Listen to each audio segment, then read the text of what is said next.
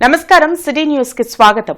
గత ప్రభుత్వంలో దిశా చట్టం యాప్ పనిచేస్తే మహిళలపై అఘాయిత్యాలు ఎందుకు పెరిగాయని హోంమంత్రి అనిత ప్రశ్నించారు. శాసనమండలిలో వైసీపీ ఎమ్మెల్సీలు అడిగిన ప్రశ్నలకు హోంమంత్రి అనిత సమాధానమిచ్చారు. ఉన్న నిర్భయ చట్టాన్ని వదిలేసి లేని దిశా చట్టాన్ని గత వైసీపీ ప్రభుత్వం తీసుకొచ్చిందని ధ్వజమెత్తారు. గడిచిన 5 ఏళ్లలో మహిళలపై అఘాయిత్యాలు 20% పెరిగాయన్న ఆమె మహిళల భద్రతకు కూటమి ప్రభుత్వం పెద్దపీట వేసిందని వివరించారు. మహిళల జోలికి వచ్చిన సోషల్ మీడియాతో అసభ్యకరంగా మాట్లాడిన కఠిన చర్యలు తప్పవని హోంమంత్రి హెచ్చరించారు. ఇప్పుడు వరకు లాస్ట్ క్రైమ్ అవనియండి, ఇప్పుడు జరుగుతున్న ఏ క్రైమ్ అయినా అధ్యక్ష, మనం జనరల్ గా కనుక నేను కేస్ స్టడీస్ కూడా చూశాను అధ్యక్ష. నేను హోమ్ మినిస్టర్ అయిన తర్వాత జరిగిన సంఘటనలకు సంబంధించి ప్రతి ఒక్క కేసుకి సంబంధించిన కేస్ స్టడీస్ కూడా మేము చూసుకున్నాం అధ్యక్ష. మేజర్ పార్ట్ గాంజాయి డ్రగ్స్ వాటిని బేస్ చేసుకుని అలాంటి వాళ్ళ పరిస్థితిలోని ఎక్కువగా జరిగిన పరిస్థితి అధ్యక్ష. 5 సంవత్సరాలు గాంజాయి మీద ఒక్క రివ్యూ చేశాడు అధ్యక్ష మాజీ ముఖ్యమంత్రి జగన్మోహన్ రెడ్డి. గాంజాయి మీద ఒక్క రివ్యూ అధ్యక్ష. ఈ రోజు గాంజాయిని అరికట్టడానికి దమ్మున్న నాయకుడు మా నాయకుడు గంజాయి నార్కోటిక్ టాస్క్ ఫోర్స్ ఈ రోజు తీసుకొచ్చారు అధ్యక్ష.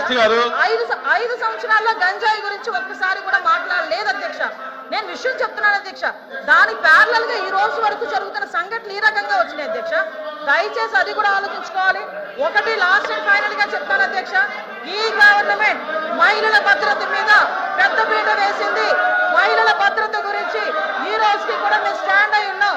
స్పెషల్ కోర్టులు ఏర్పాటు చేసి ఎవరైతే నిందితులు ఉన్నారో వాళ్ళకి త్వరితగతిన శిక్షలు పడేటట్టుగా ఈ రోజు గవర్నమెంట్ తీసుకుంటుంది. మహిళల విషయంలో ఇంక్లూడింగ్ జగన్మోహన్ రెడ్డి తల్లికి చెల్లికి అన్యాయం జరిగిన ఈ రోజు ఈ గవర్నమెంట్ మేము నుంచుంటామని చెప్పి మీ సభాముఖంగా మీ అందరికీ కూడా తెలియజేసుకుంటాం అధ్యక్ష. దాని మీద మేము స్టాండ్ అయ్యాం. వాళ్ళు చేసిన దానికి అధ్యక్ష నేను చెప్పిన దాంట్లో ఏ తప్పు ఉందని అందరు నుంచున్నారు చెప్పండి అధ్యక్ష. అదేంటి అధ్యక్ష, అందరూ నుంచున్నారు కదా. నేను చెప్పిన దాంట్లో ఏ తప్పు ఉందో అడగమనండి. అసెంబ్లీలో అసైన్డ్ భూముల అంశంపై ప్రశ్నోత్తరాల్లో మంత్రి అనగాని సత్యప్రసాద్ సభ్యుల ప్రశ్నలకు సమాధానమిచ్చారు. గత ప్రభుత్వంలో 25,000 ఎకరాల అసైన్డ్ భూములు రిజిస్ట్రేషన్ అయినట్లు గుర్తించామని తెలిపారు. రీసర్వే చేయాలని నిర్ణయించామన్న ఆయన గత ప్రభుత్వం హయాంలో జరిగిన తప్పులను సరిదిద్దుతామని చెప్పారు. త్వరలో ల్యాండ్ గ్రాబింగ్ యాక్ట్ తెస్తామని మంత్రి ప్రకటించారు. ఇన్సైడ్ ట్రేడింగ్ కి పూర్తిగా పార్లమెంట్ నిర్ధారించడం జరిగింది అధ్యక్ష.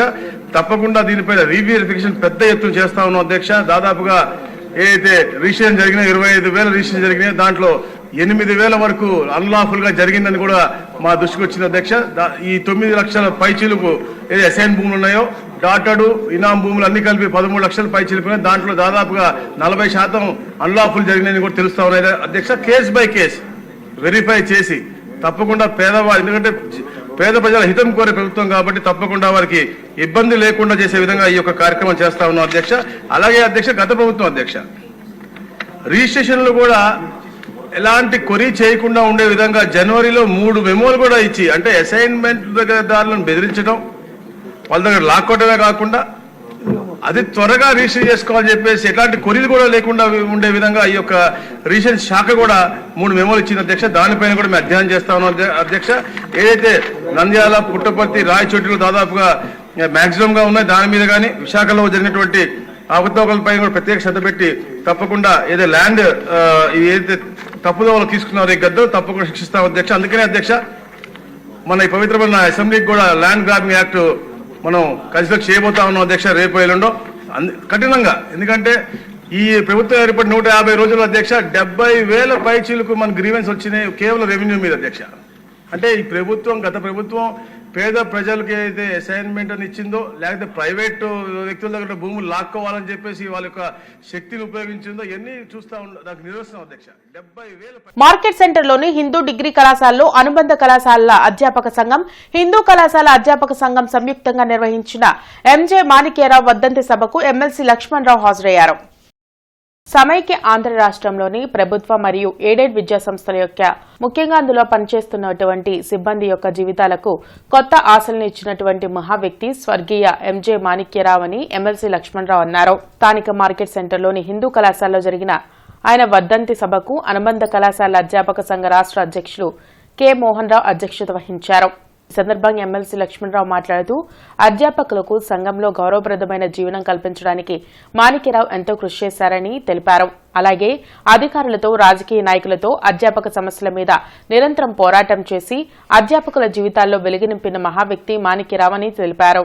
అనంతరం సంఘ రాష్ట్ర అధ్యక్షులు మోహన్ రావు మాట్లాడుతూ నిస్వార్థమైన సేవకు మాణిక్యరావు ఒక నిలువెత్తు నిదర్శనమని అన్నారు. ఆనాడు ఆయన చూపిన మార్గంలోనే సంస్థ ఇప్పటికీ పనిచేస్తుందని ఆయన సభికులకు వివరించారు. అనంతరం ఇటీవల రాష్ట్ర ఉన్నత విద్యాశాఖ డిగ్రీ స్థాయిలో నూతనంగా ప్రవేశపెట్టిన ఆంగ్ల పాఠ్యాంశాలపై కార్యశాలను నిర్వహించారు. ఈ కార్యశాలకు ముఖ్య అతిథిగా ఆచార్య నాగార్జున విశ్వవిద్యాలయం ఆర్ట్స్ కళాశాల ప్రిన్సిపల్ ఆచార్య సురేష్ కుమార్ పాల్గొన్నారు. ఆయన తన ముఖ్య ఉపన్యాసంలో ఆంగ్ల విద్యలో ప్రభుత్వం తీసుకువచ్చిన మార్పుల గురించి పవర్ పాయింట్ ప్రజెంటేషన్ ద్వారా సభికులకు వివరించారు. ఈ కార్యక్రమంలో హిందూ కళాశాల అధ్యాపక సంఘం అధ్యక్షులు డాక్టర్ రామిరెడ్డి, కార్యదర్శి PV Ramu, vice principal KVS Durgaprasad, English విభాగ అధిపతి డాక్టర్ బాలశౌరి, సంస్థ యూనివర్సిటీ ఏరియా కార్యదర్శి డాక్టర్ ఉమామహేశ్వరరావు తదితరులు పాల్గొన్నారు. ఎవరి ప్రోద్బలంతోనో వీధి వ్యాపారులను కార్పొరేషన్ సిబ్బంది అడ్డుకోవడం లేదని కమిషనర్ పులి శ్రీనివాసులు స్పష్టం చేశారు. వీధి వ్యాపారులకు ఐడీ కార్డులు ఇచ్చి స్ట్రీట్ వెడ్డింగ్ జోన్లలో వారు వ్యాపారం చేసుకునేందుకు అవకాశం కల్పిస్తామని చెప్పారు. నగరాభివృద్ధికి ప్రజలు సహకరించాలని కమిషనర్ పులి శ్రీనివాసులు కోరారు. కార్పొరేషన్ కార్యాలయంలో ఆయన మీడియాతో మాట్లాడారు. అరండల్పేట ఆర్ఓబీ నిర్మాణంకు కేంద్ర సహాయ మంత్రి పెమ్మసాని సహకారంతో ముందుకు వెళ్తున్నట్లు తెలిపారు. నష్టపోయే వారికి తగిన పరిహారం ఇచ్చేందుకు చర్యలు తీసుకుంటామని చెప్పారు. వీధి వ్యాపారులు కార్పొరేషన్ అందించే ఐడీ కార్డులను తీసుకోవాలని కోరారు. కొంతమంది ప్రోద్బలంతోనే వీధి వ్యాపారులను అడ్డుకుంటున్నారంటూ జరుగుతున్న ప్రచారంలో వాస్తవం లేదని కమిషనర్ స్పష్టం చేశారు. అట్లనే ఎవరైతే మనం అబ్రప్ట్గా చేయట్లా, ఒక వారం రోజులు, 10 రోజులు, 15 రోజులు వాళ్ళందరికీ ప్రయర్ ఇంటిమేషన్ ఇచ్చి వాళ్ళ దగ్గర నోట్బుక్లో ఎకనామిమెంట్ తీసుకొని ఇవన్నీ కూడా మీరు తీసుకోండి అని చెప్పి వాళ్ళకి అవకాశాలు ఇచ్చి చేస్తున్నాం. చాలామంది అలా ఇచ్చినా కూడా వాళ్ళు ఏమీ రిమూవ్ చేసుకోవట్లేదు. కంటైనర్స్ తెచ్చి రోడ్డు మీద, డ్రైన్స్ మీద పెట్టి మల్టిపుల్ బిజినెస్ యాక్టివిటీస్ దానిలో టేకప్ చేస్తున్నారు. ఇది ఎంతవరకు కరెక్ట్? రోడ్డు అనేది ప్రజల కోసం ఏర్పాటు చేసిన రోడ్లు, ట్రాఫిక్ ఇవన్నీ కూడా చూసుకొని ముందుకెళ్లాల్సినటువంటి అవసరం ఉంది. వాళ్ళందరూ స్వచ్ఛందంగా వాటిని తొలగించుకోండి. ఎందుకంటే మన రోడ్స్ చాలా వైడనింగ్ చేసుకోవాలి. రేపు ట్రాఫిక్ ఆర్ఓబీ స్టార్ట్ అయితే శంకర్ విలాస్ రోడ్ అనేది మెయిన్ రోడ్డు, అక్కడ వచ్చే ట్రాఫిక్ అంతా డైవర్ట్ చేసుకోవాలంటే ఈ రోడ్స్ అన్నీ కూడా ఫుల్ ప్లెడ్జ్డ్ యూటిలైజేషన్లో తెచ్చుకోకపోతే ప్రజలు చాలా ఇబ్బంది పడతారు. కాబట్టి దీనికి కూడా ప్రజా సహకారం చాలా అవసరం. వీధి కుక్కల సమస్యను పరిష్కరిస్తామని అన్నారు. ప్రజలకు త్రాగునీటి ఎద్దడి లేకుండా ప్రణాళికలు సిద్ధం చేస్తున్నట్లు కమిషనర్ వివరించారు.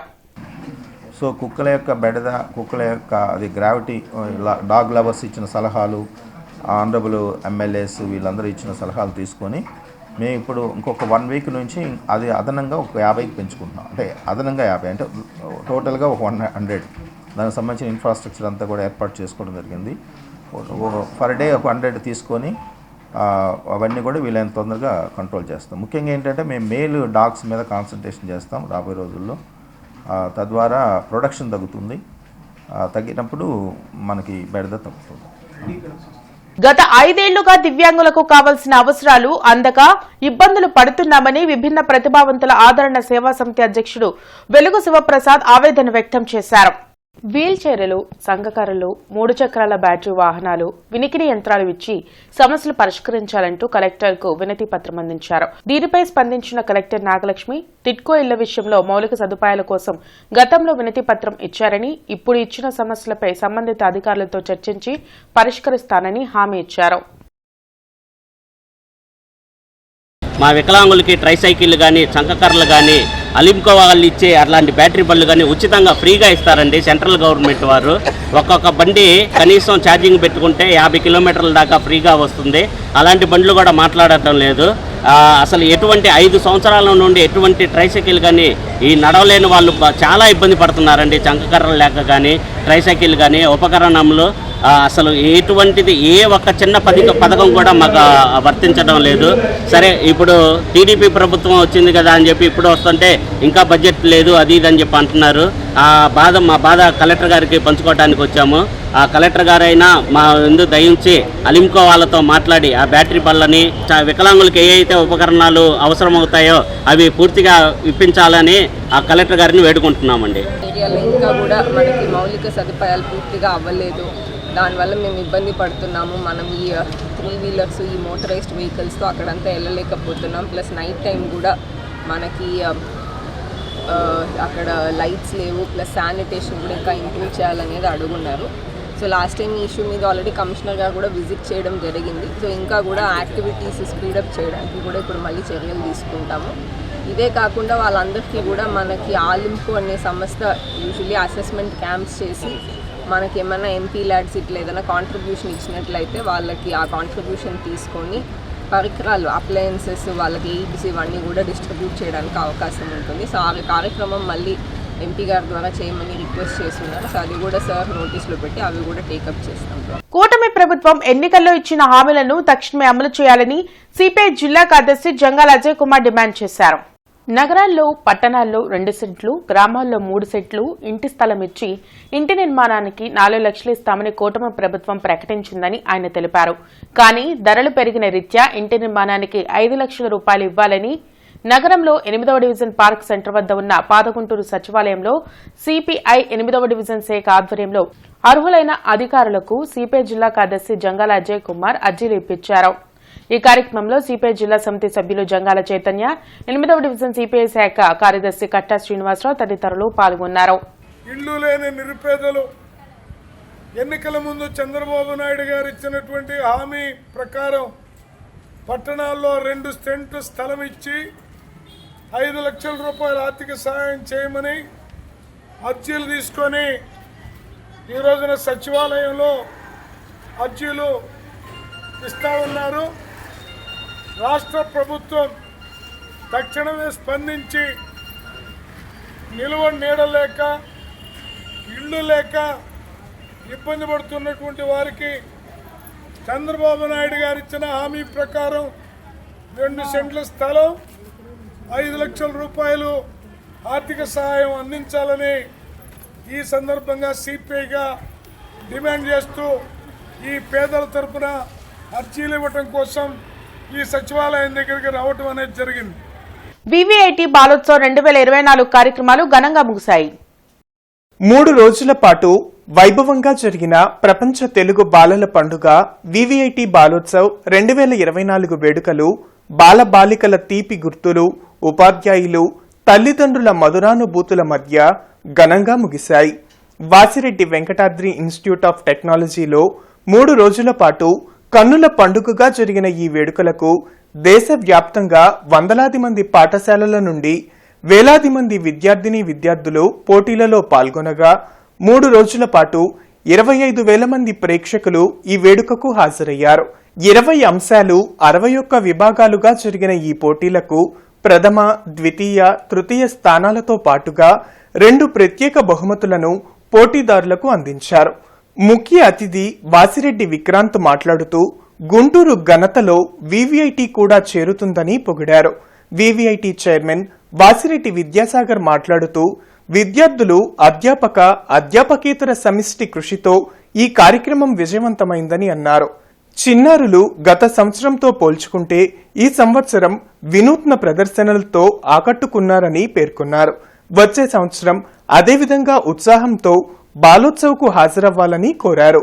ఈ కార్యక్రమంలో Nagarjuna cements group executive director Vasireddy Vikrant పాల్గొన్నారు.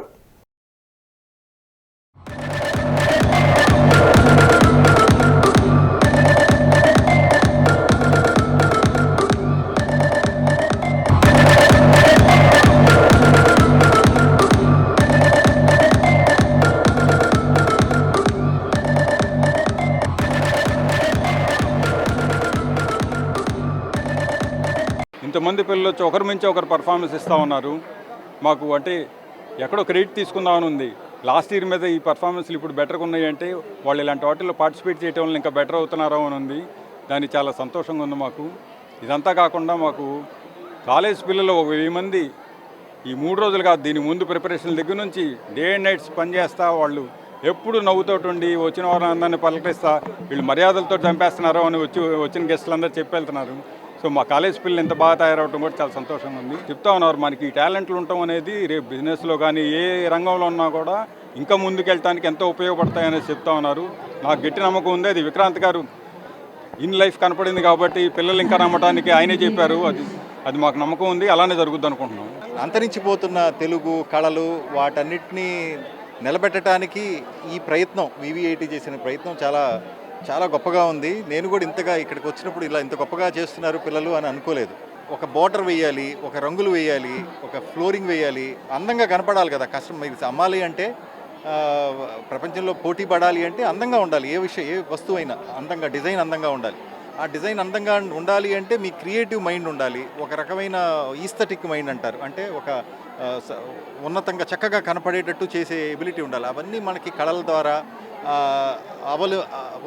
అవలబడతాయని నా గట్టి నమ్మకం.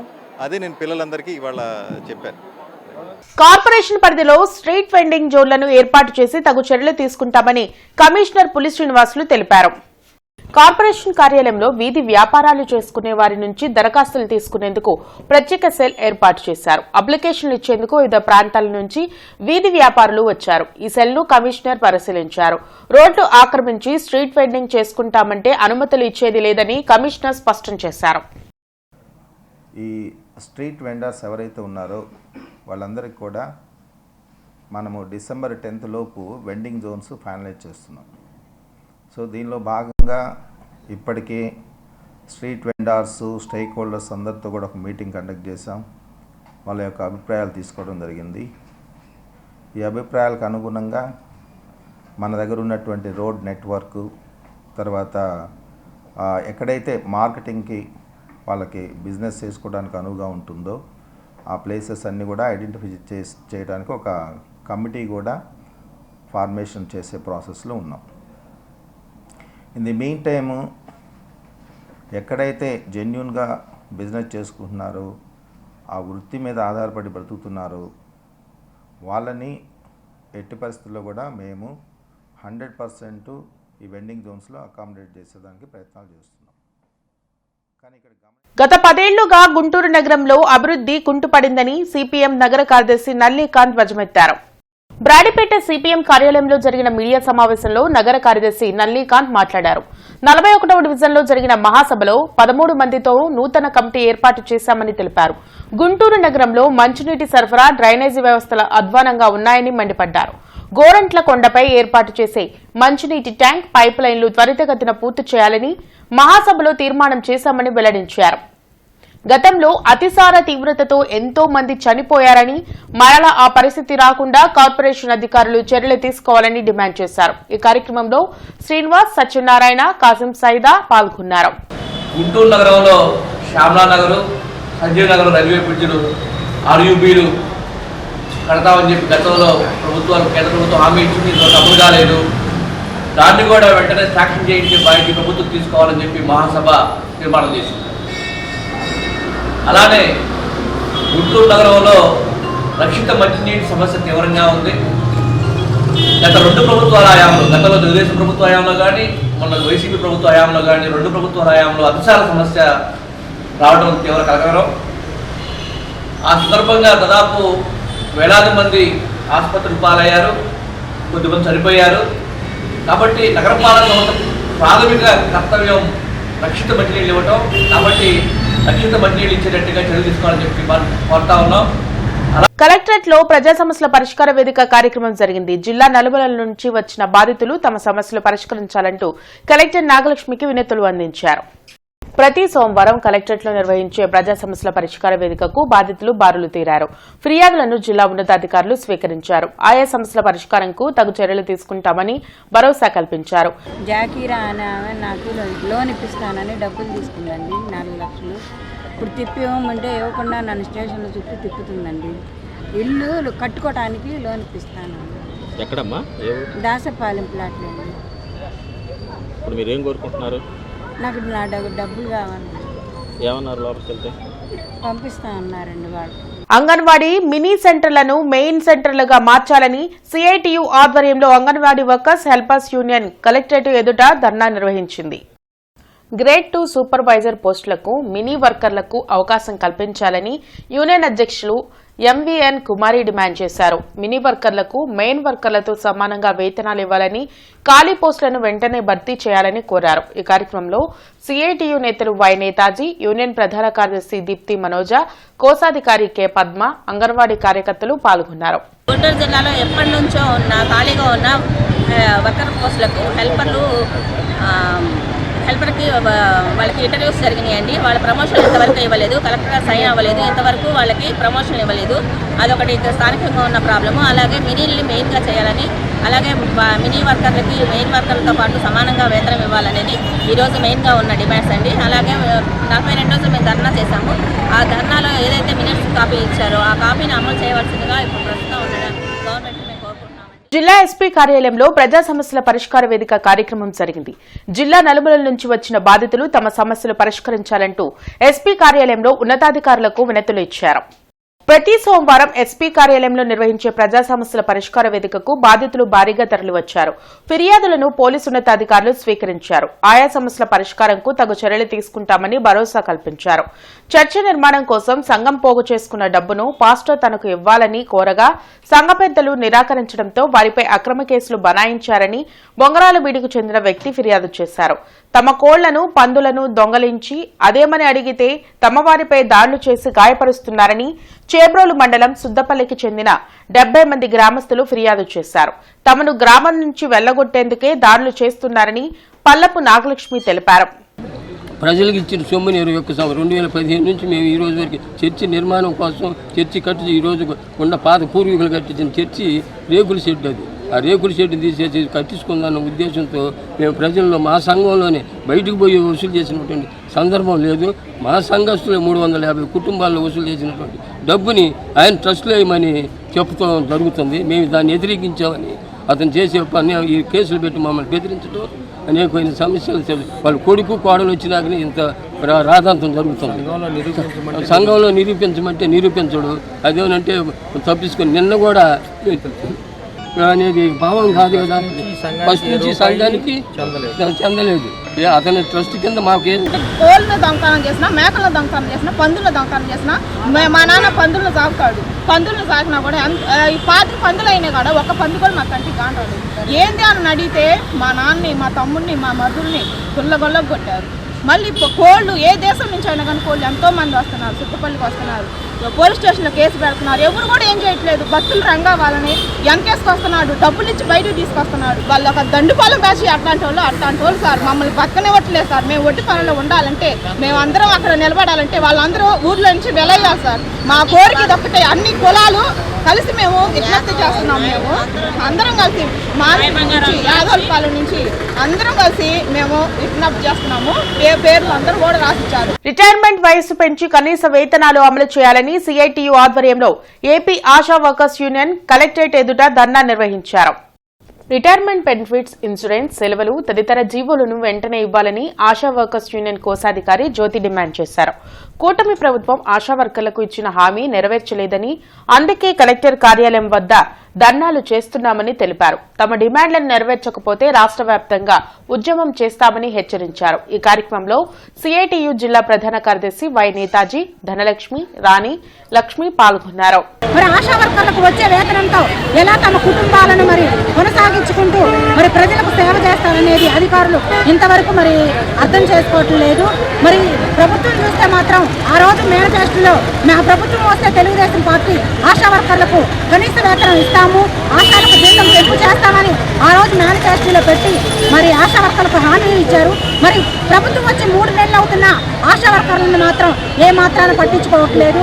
ఇస్తామన్న జీవోలు కూడా ఇవ్వకపోవడంతో ఆశాలు కడుపు గంటతో ఈ రోజు రోడ్డు ఎక్కారు. ఇప్పటికైనా సరే రాష్ట్ర ప్రభుత్వం మరి ఆశాల సమస్యలు పరిష్కరించి మరి మాకు ఇస్తామన్న జీవోలు ఇస్తే బాగానే ఉండిద్ది. లేదంటే రాష్ట్ర వ్యాప్తంగా ఇంతకంటే అధికంగా తీవ్రంగా ఆశాలు ఆందోళన చేయడానికి సిద్ధంగా 108 ఉద్యోగులను ప్రభుత్వ ఉద్యోగులుగా గుర్తించాలని, 108 అంబులెన్స్ వ్యవస్థను నేరుగా ప్రభుత్వమే నిర్వహించాలంటూ సిఐటియు ఆధ్వర్యంలో 108 అంబులెన్స్ ఎంప్లాయీస్ యూనియన్ కలెక్టరేట్ ఎదుట రిలే నిరాహార దీక్ష నిర్వహించారు. గత కొద్ది రోజులుగా రాష్ట్ర వ్యాప్తంగా 108 అంబులెన్స్ ఉద్యోగులు సమస్యల పరిష్కారం కోరుతూ యాజమాన్యానికి అధికారులకు వినతులు ఇచ్చినా పట్టించుకోలేదని, అందుకే ఒక్కరోజు రిలే నిరాహార దీక్ష చేపట్టామని వర్కింగ్ ప్రెసిడెంట్ హసన్ కమల్ తెలిపారు. తక్షణమే 108 ఉద్యోగుల సమస్యలను పరిష్కరించాలని, లేకుంటే నవంబర్ 25 తర్వాత ఏ క్షణమైన సమ్మెకు దిగుతామని హెచ్చరించారు. ఈ కార్యక్రమంలో వై నేతాజీ, శివశంకర్రావు, షేక్ బాబు, బి యశోవా తదితరులు పాల్గొన్నారు. అదేవిధంగా పక్క రాష్ట్రంలో ఈ 108లో పనిచేసే డ్రైవర్లకు కానీ, పైలట్లకు కానీ, మా యొక్క ఈఎంటీలకు కానీ ప్రభుత్వం చేసే నిర్వహించే రిక్రూట్మెంట్లో వెయిటేజ్ కల్పిస్తున్నారు. అది జీవో నంబర్ 59 అన్నట్టు. అదే కూడా కొన్ని జిల్లాల్లో నడిపిస్తున్నారు ఇక్కడ. కానీ మా గుంటూరు జిల్లాకు సంబంధించి ఏ ఒక్కరు కూడా వెయిటేజ్ అనేది ఇవ్వలేదు. ఇంకొక ప్రధానమైన డిమాండ్ ఏంటంటే రాష్ట్ర వ్యాప్తంగా జరుగుతున్న కార్యక్రమాలలో కొన్ని ఇష్యూస్ అనేవి వస్తున్నాయి. దాని ఏంటంటే మా కంపెనీ వేరే విధంగా తీసుకుని వెళ్తుంది. హెరాస్మెంట్ కింద చెప్పుకోవచ్చు. మా యొక్క పూర్తి డిమాండ్స్ అయితే ఇవ్వండి. కార్పొరేషన్ కార్యాలయంలో డైలీవర్ కమిషనర్ కార్యక్రమం జరిగింది. పలు సమస్యలను ఫోన్లో కమిషనర్ పులి శ్రీనివాసులు దృష్టికి ప్రజలు తీసుకొచ్చారు. ఆయా సమస్యల పరిష్కారంపై దృష్టి సారించాలని సంబంధిత అధికారులను కమిషనర్ ఆదేశించారు.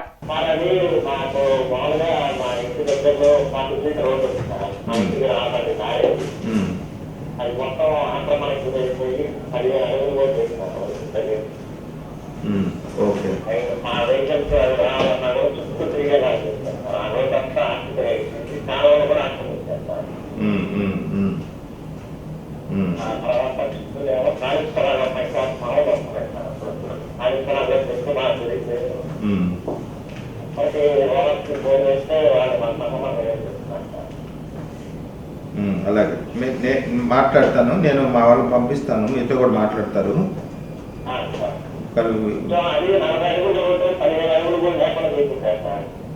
Okay okay.